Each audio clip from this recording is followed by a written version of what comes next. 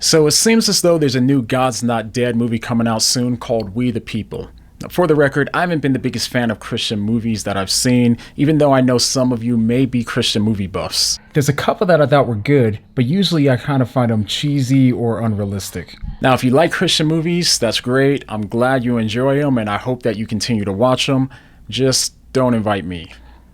But anyways, when it comes to the God's Not Dead movies, I've only seen the first one and I wasn't really interested in seeing the other ones after watching it. My good friend J. Warner Wallace is actually in one of the other movies, but I still haven't even seen that movie, which shows you just how much desire I have to watch another one. But people have been sending me a trailer for the new one and they said that they wanted to hear my thoughts on it. So I watched the trailer and let's just say that I was shocked.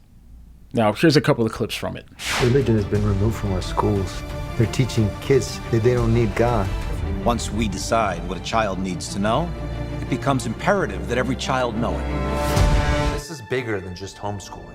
I think we should fight this. Our district teaches a revisionist version of history. Africa is a country so blessed to whom much is given, much will be required. And just so we're clear about what the movie is about, let's go ahead and read the official synopsis. It says, the God's Not Dead franchise continues in God's Not Dead, We Are the People, as Reverend Dave is called to defend a group of Christian homeschooling families. He finds himself taken aback by the interference of the government and believing that their right to educate their own children is a freedom worth fighting for. Reverend Dave is called to Washington, D.C. to testify in a landmark congressional hearing that will determine the future of our religious freedom in our country for years to come. I was asked for my opinion, so I'm just gonna give it.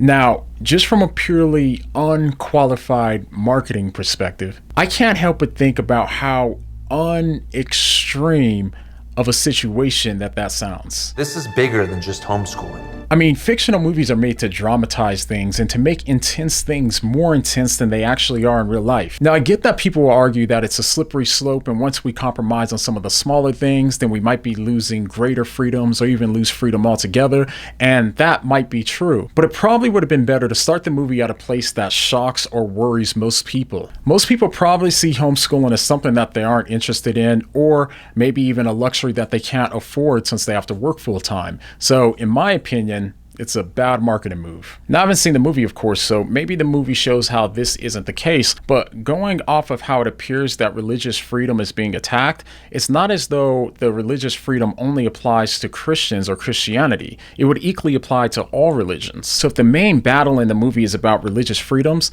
then a Muslim or a Hindu or a Buddhist, they'd all be able to make the same movie and be equally threatened by the government. They would be under the same persecution and they wouldn't be allowed to homeschool their kids either. So with that in mind, what exactly is supposed to be the Christian message? Now, even though this sort of scenario might be something that can be seen as persecution to some Christians in America, we have to be mindful about how this comes across when we think about Christians in all of the other countries around the world. Take North Korea, for example. A report came out last year that showed how North Korean Christians are being arrested for their faith, they're being forced to have abortions, their newborn babies are being killed, and they're being executed for just possessing a Bible.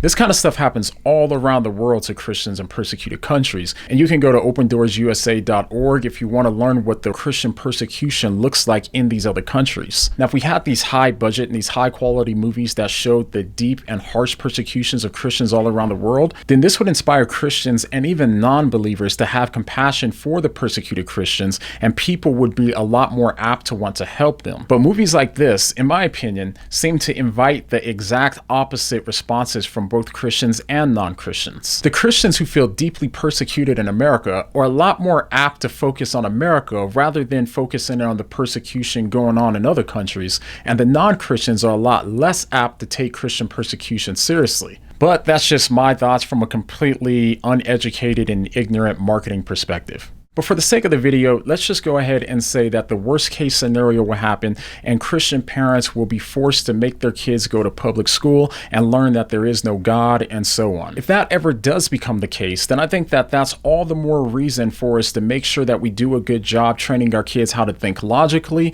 biblically, and critically. That way, once they do learn illogical or anti-biblical stuff at school, they know how to think through it. And at the very least, we have the ability to talk to them about it and they can be prepared prepared to start sharing the truth of Christianity with their friends at school in a thoughtful way. It's far more valuable to teach your kids how to defend the truth against anti-Christian information. This would not only galvanize us Christians to be more biblically literate as a whole, but it would also allow us and our kids to be disciples and to disciple others as Jesus commanded for us to do.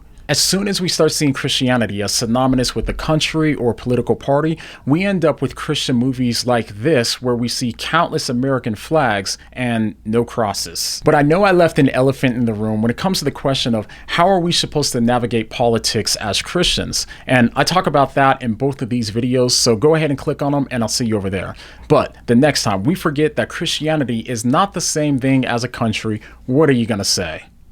What do you mean?